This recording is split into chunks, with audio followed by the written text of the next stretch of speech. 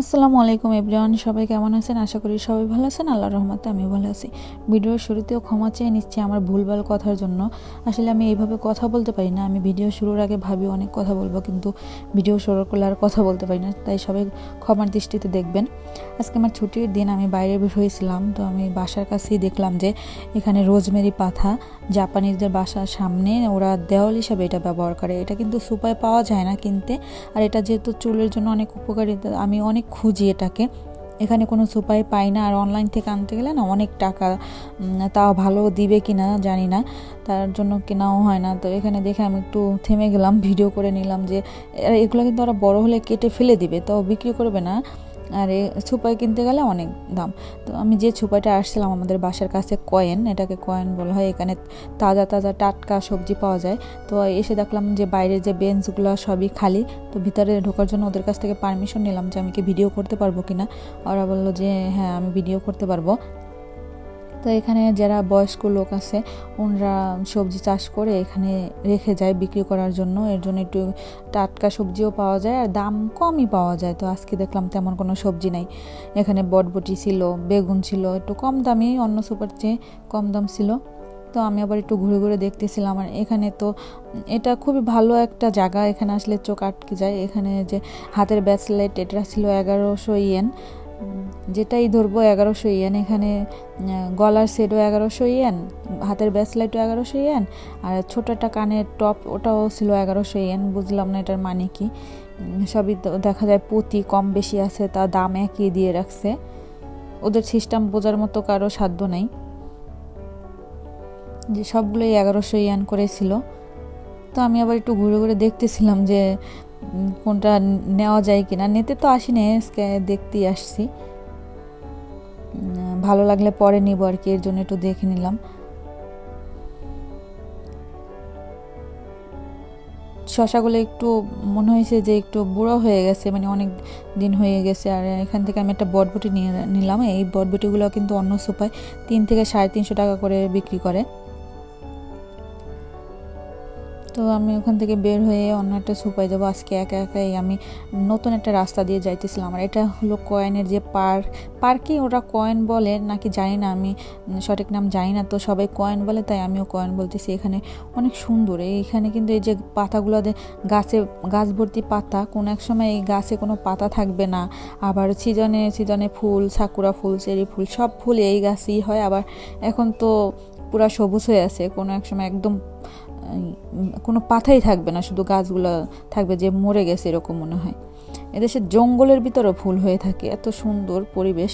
আর এখানে অনেক বাচ্চাদের খেলনার জন্য খেলনা আছে, অনেক খেলনা আছে বাচ্চাদের।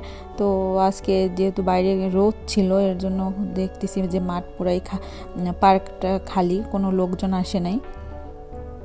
রোদের ভিতর তো ওরা বের হবে না। এখানে আমরাও অনেক সময় খাবার নিয়ে আসি, এখানে বসে খাই দুপুরের খাবার, বা বিকালে ঘুরতে আসি। ওই সাইড একটা নদী আছে, এখানে আসলে খুবই ভালো লাগে, বনের ভিতরে বসে থাকতে ভালো লাগে।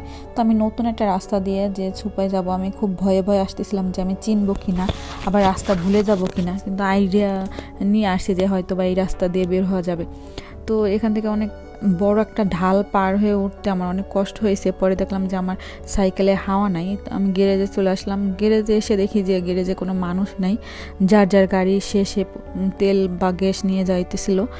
তো এখানে তো আর আমি একা হাওয়া দিতে পারবো না, তাই আমি আবার সুপায় চলে গেলাম।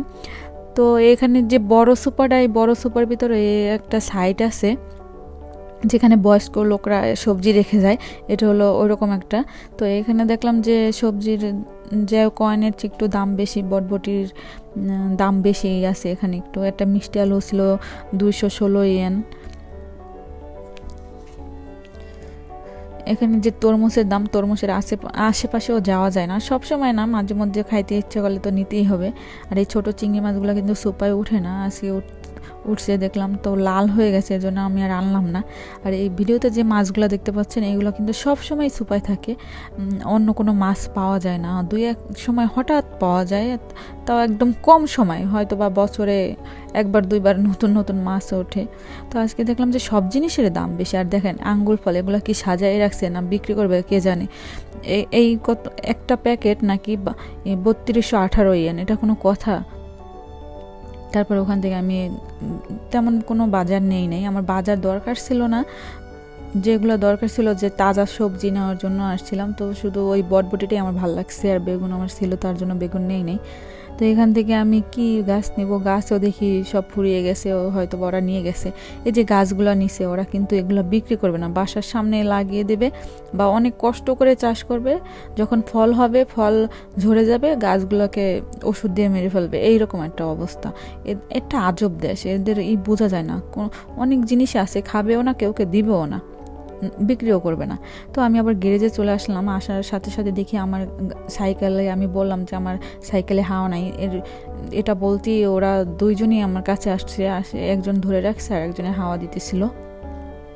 এখানে কিন্তু কোনো টাকাই লাগবে না বা কোনো কৈফিয়ত লাগবে না, আসার সাথে সাথে ওরা এমনভাবে সার্ভিস দিবে মনে হয় যে অনেক টাকা পাবে। বাংলাদেশ হইলে তো ওরে বাপরে বাপ, একটা সাইকেল নিয়ে আসছি, টাকা তো দিতামই, আরও অবহেলা করে করে দিত।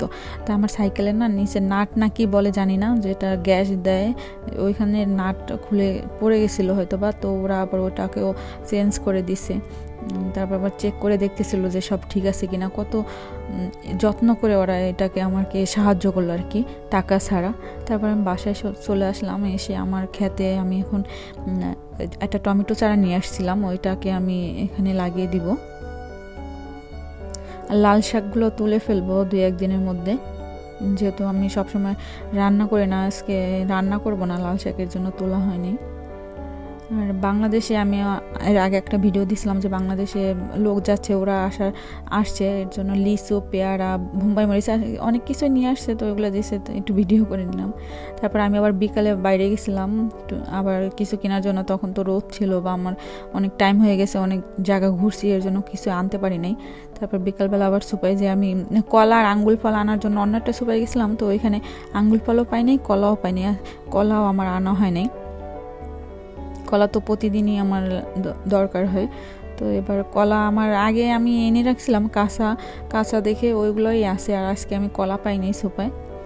এটা একটা ম্যাঙ্গো জেলি বলে না কি জানি না, এটার ভিতরে কিন্তু অরিজিনাল আম 1 টুকরো হোক 2 টুকরো হোক থাকবেই।